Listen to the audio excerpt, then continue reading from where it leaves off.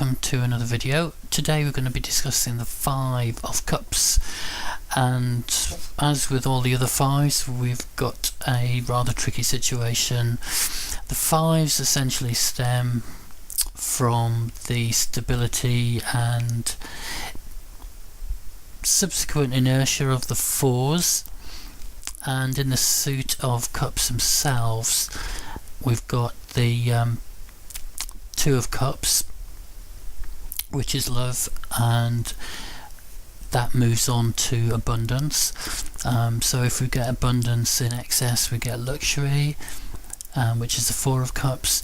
And again, as from luxury, if we continue with that excess and we don't curtail that, then we get a sense of boredom, frustration, disappointment, and the whole range of emotions that go one step further from the attributes of the four. So the five is really a correctional thing to shake us out of the slumber. It's also shaking us out of habitual ways of living and thinking. So our expectations of the world are once again shaken up. And it's no different in this card.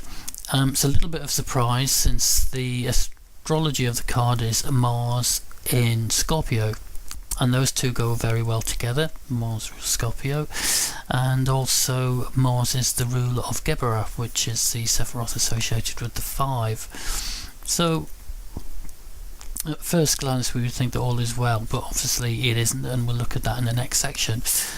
The Rider-Waite card, man in the dark cloak there, he has three cups that have been knocked over that he is looking at, and the two that are standing he's missed. So all is not lost in that situation. Again, there's a dangerous river close by and a bridge to lead him to somewhere of stability over the river. So that in the Rider-Waite version there is a sense of not taking everything from a situation, but just wallowing in the loss. So in both decks the five is represented as something of a stress.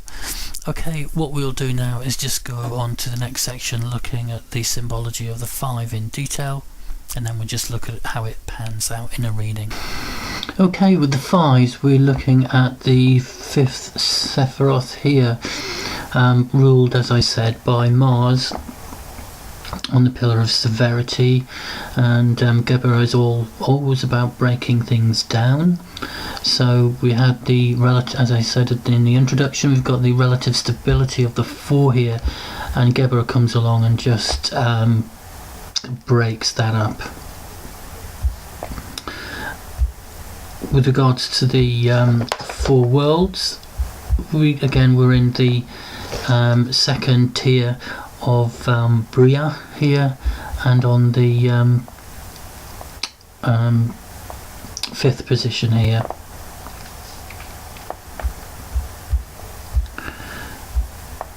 Again, further classification,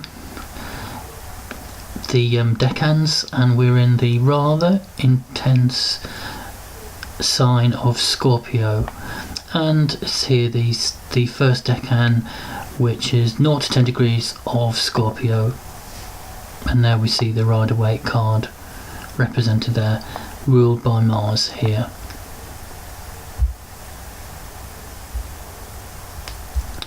Going on to the symbology of the card itself, as we can see the cups are arranged in a sort of inverted pentagram there, with the two lily pads at the top can be seen to be dried up and like withering.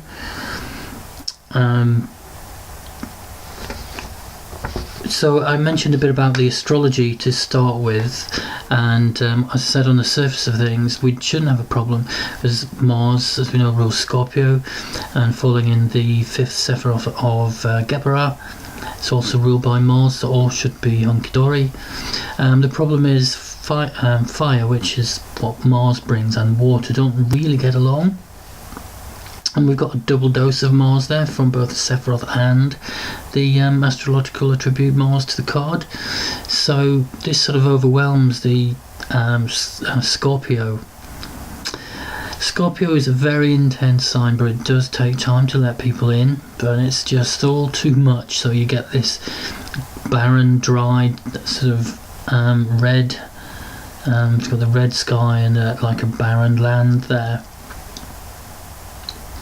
But Crowley does point out that there's no decay in the card, so we haven't got like the putrefaction that occurs, for instance, in the 8 or the indeed the 7.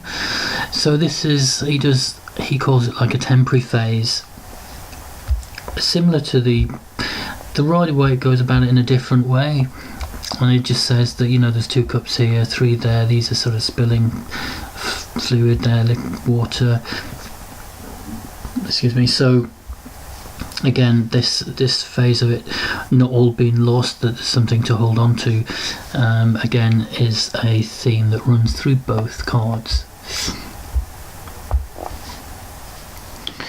Back to the card itself, as you can see, the actual going on to the symbology of the card, we've got the cups themselves. They're actually glass this time, as compared to like a goldy colour from previous cards. So we've got empty blue glass cups there. So the water's evaporated, and it really indicates we've not got the return that we want on the investment that we've made in a situation. The cups always tend to refer to emotional things, so it's probably emotional investment that we're looking at. And the glass itself represents a fragility and brittleness of us. Inverted pentagram is basically spirit being overwhelmed by matter. In other words, our sense of strength, our sense of spirit inside is weighted down by the events that have happened in the world. The dry lily pads, arid background, again we feel emotionally empty, nothing is grown within us, we feel stuck and unable to express ourselves. But again, this symbol down here of the roots there is quite like a butterfly, so we've again got this feeling of a transformation that could happen out of this. And so the next card along is the 6, which is one of the best cards. So again, in a reading that would bear out in terms of what we would actually tell a client, that it would, although this is very can be very deep wounded disappointment, because Scorpio, where Scorpio is around, nothing is superficial, but all is not lost here. We've not got any decay setting in, any putrefaction, and we've got elements of the card which are telling us that we can move on. Mr. Crowley does bring geomancy into the equation here. I never feel this is a particularly good crossover from east to west in terms of symbology. The geomantic figure is called Rubens, and it's supposed to not be a great omen. Rubens means red and suggests an inverted cup or goblet. So in other words, this is a cup, I think I've mentioned it before in some cards. So the openness and receptiveness of the cup, with the cup pointing downwards, it means that we're not receptive to new things and being able to move on. So yeah, that's fair enough. Right, quotes from the Book of Thoth.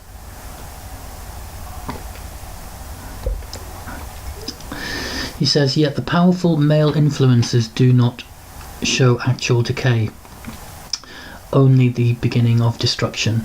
Hence the anticipated pleasure is frustrated." So, in other words, it's temporary.